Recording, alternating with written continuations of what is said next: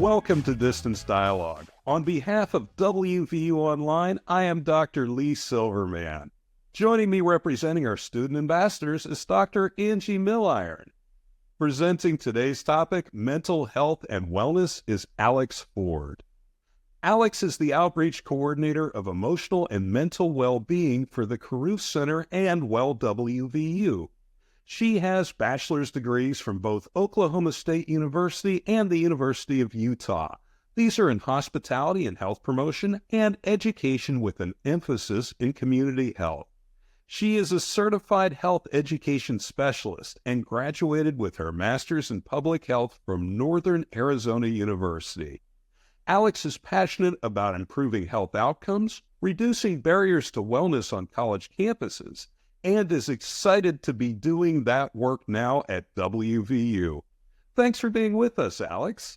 Several students submitted questions for today, and I'd like to begin by asking you our first question.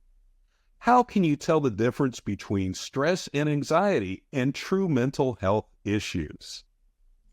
Thanks so much for that introduction, and I'm so excited to be here today.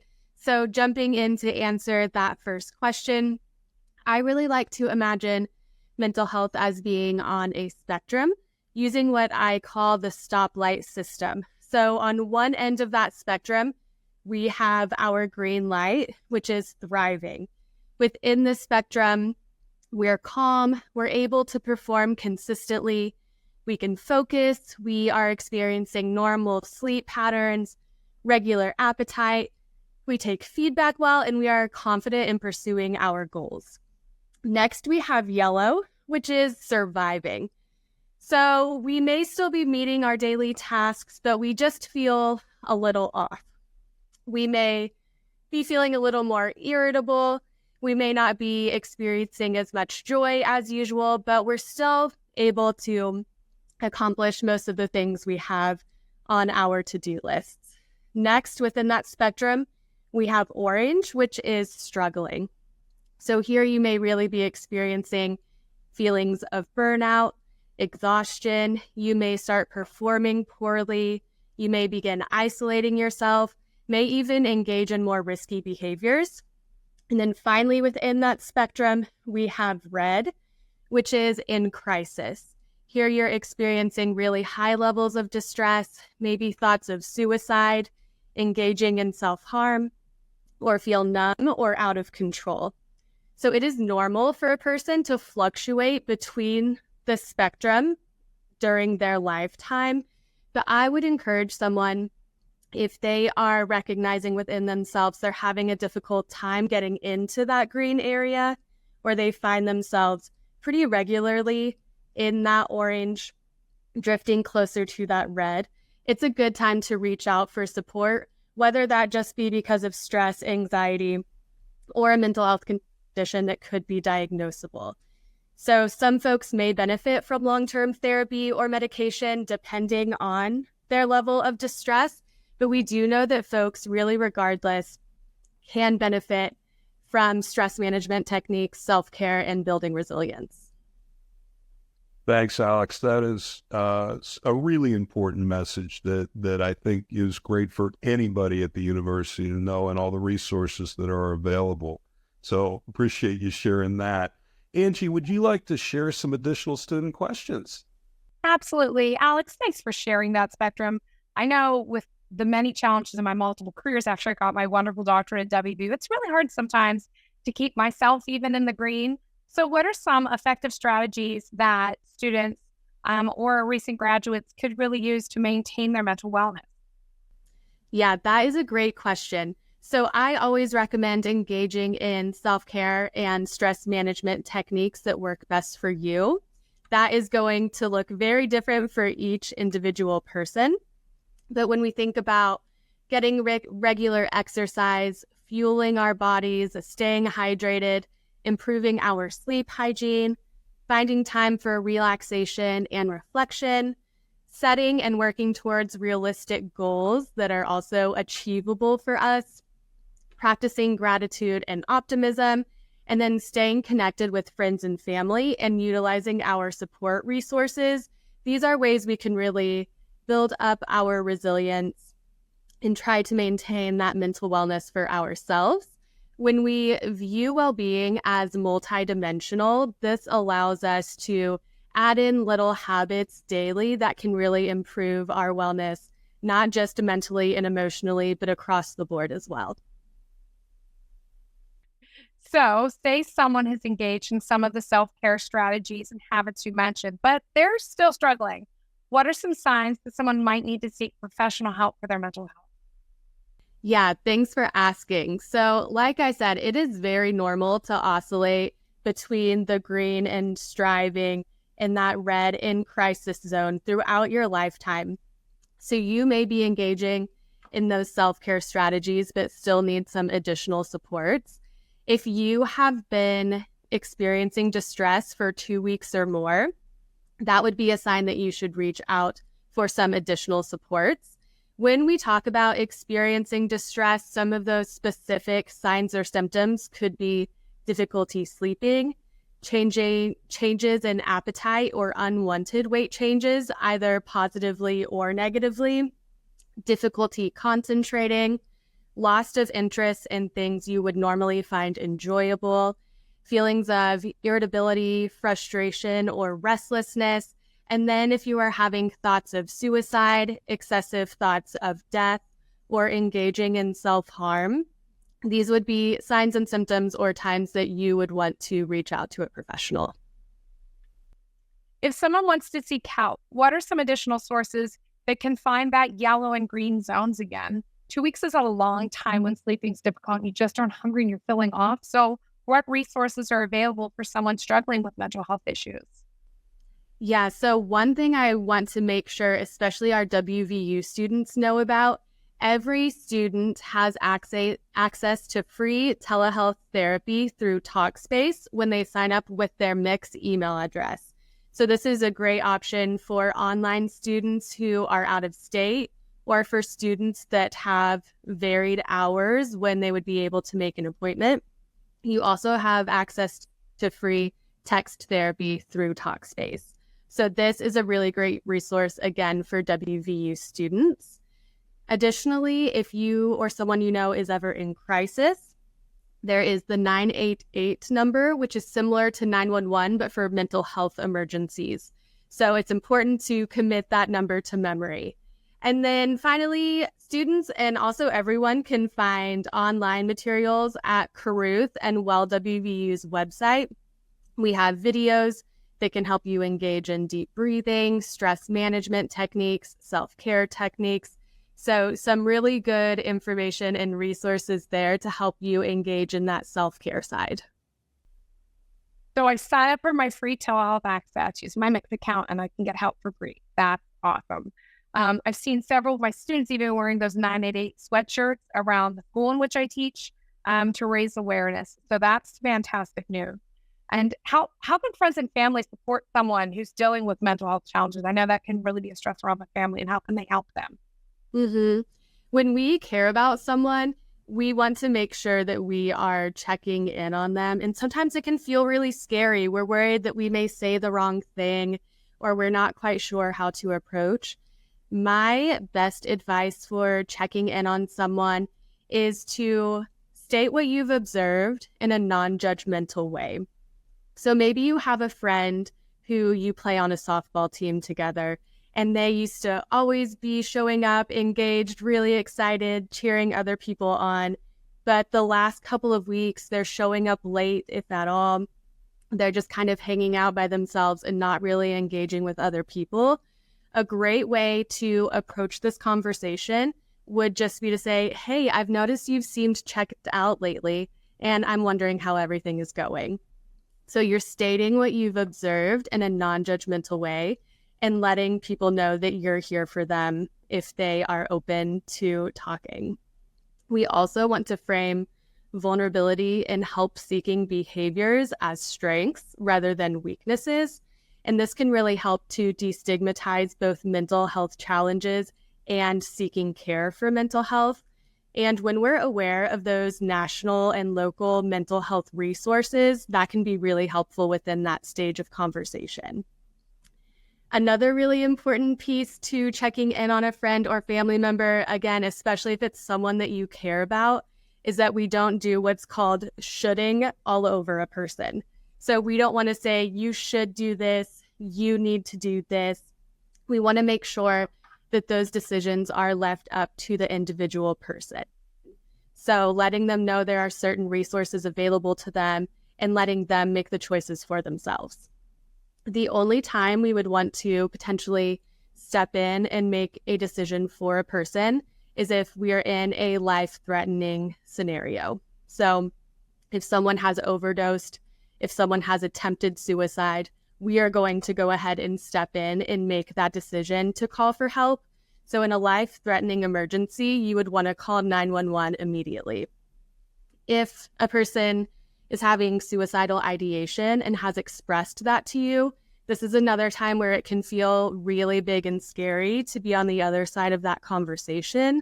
And we can feel like scared that we will mess up when we are the person receiving the information, right? We don't want to make it worse. But the best thing to do is to stay with the person and to stay calm. Thank them for letting you know, for sharing that information, and stay with the person again. Encourage them to call 988 or another crisis hotline.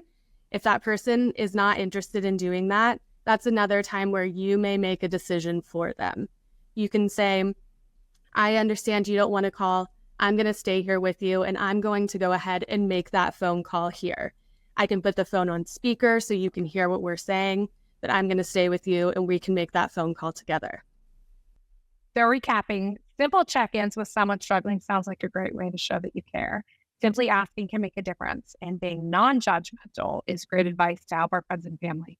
But definitely not should my friends. And if they're in immediate danger, I call 911, I stay calm, and I stay present to help them through the crisis. How can one advocate for better mental health support? Let's say we're not talking about friends and family. Now we're talking about in the workplace. I have a coworker who's distraught. What is my role? Who do I turn to?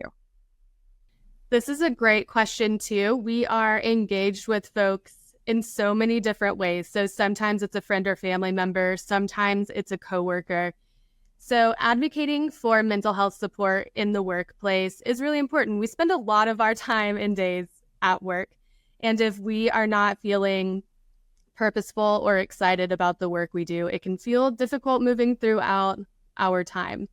So if you have a good relationship with that person who's struggling at work, you can approach them in a similar way.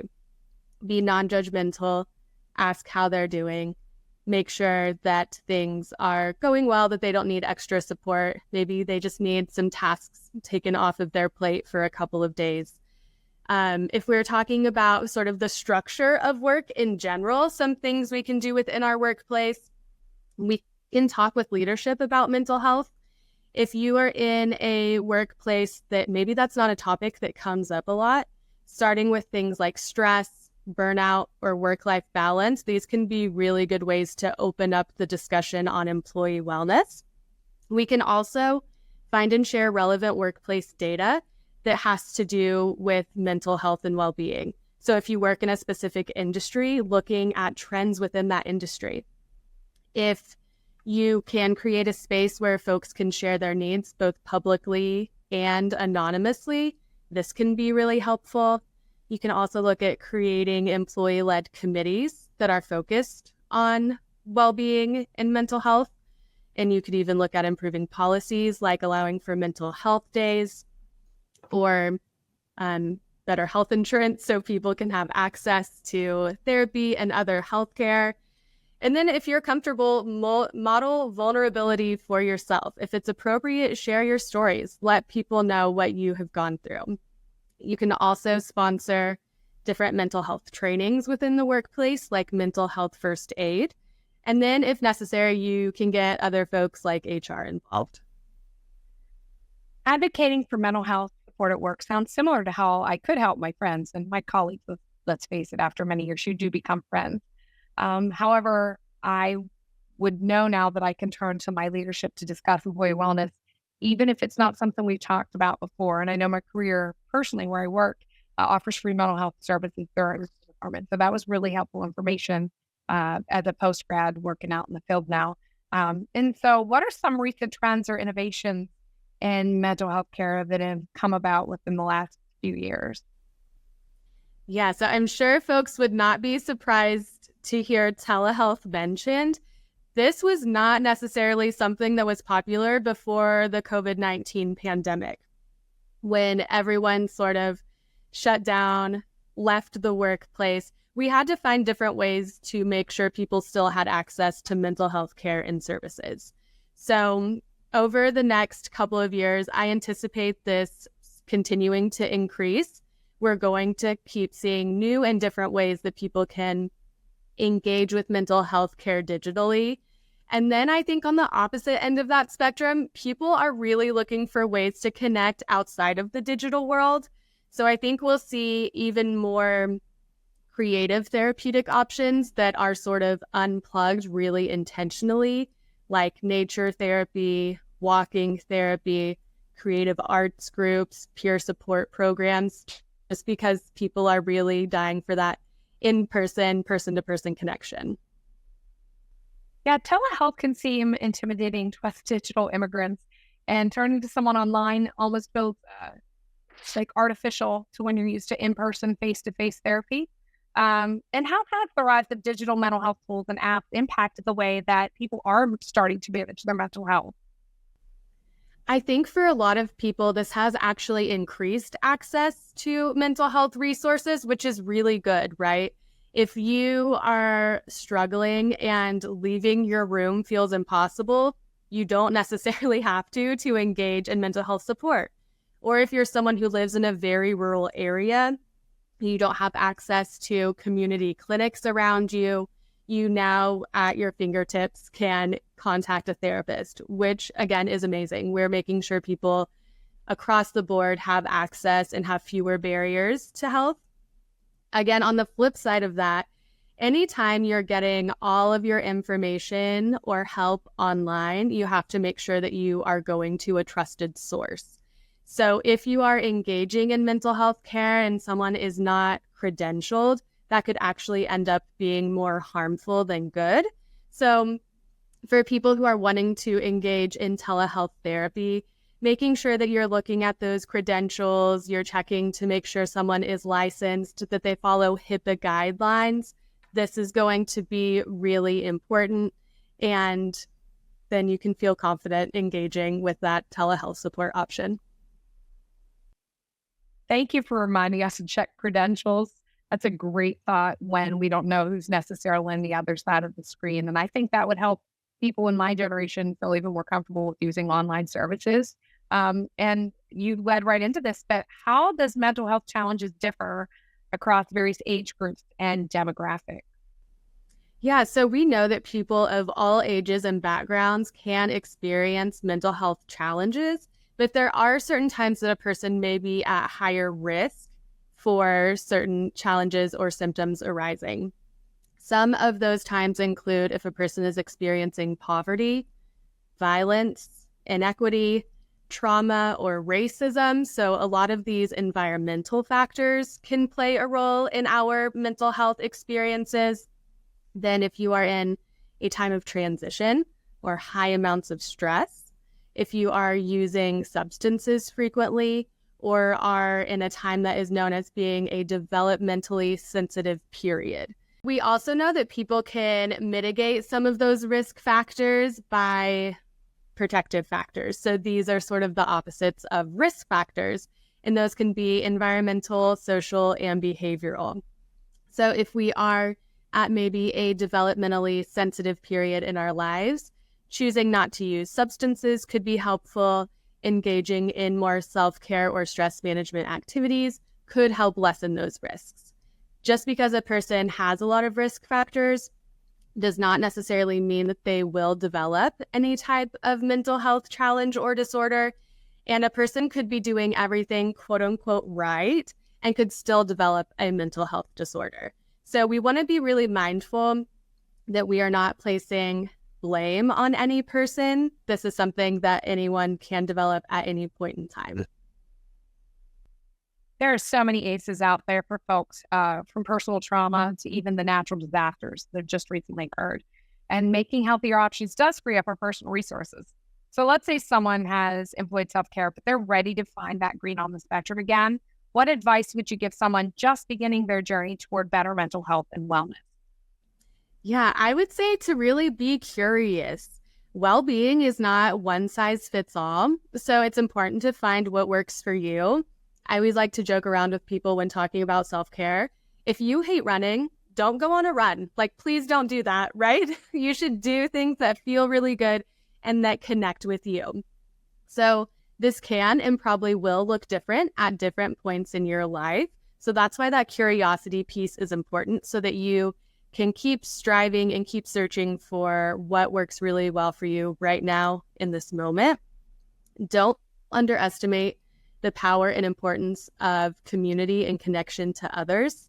And when in doubt, go back to the basics. Make sure you're sleeping, eating, drinking water. We want to take care of those basic needs first, and then we can really play around with kind of the other habit stacking pieces. Mental health and well-being are lifelong pursuits that are worthy of your time and attention, and it's not selfish to spend that time searching and creating opportunities for you to employ self-care. Thanks, Alex. This has been an awesome chat, and I won't get on that run, but I will find free time for me to follow my passions. And I've really had a great chat with you today, and I turn this back over to Alix. Oh, thank you, Angie. Alex, let me ask you, if I may, you had mentioned the Carruth Center, you mentioned WELLWVU, you mentioned some resources that people in our WVU family might wish to check out. Where do they go to do so? Is there a website or a phone number to call or an email, or what do you suggest if they want to check more out about this? It's really easy to engage in our content. There is a plethora of information online. I would recommend going to WELLWVU's website. That is WELL.WVU.edu. Then at the Carruth Center, that is carruth.wvu.edu. Carruth is spelled Carruth. Then you can also follow both on social media. Easy to find if you type in WELLWVU or Carruth. And we're always posting tips and strategies for maintaining well-being in your mental and emotional health, but also across the spectrum.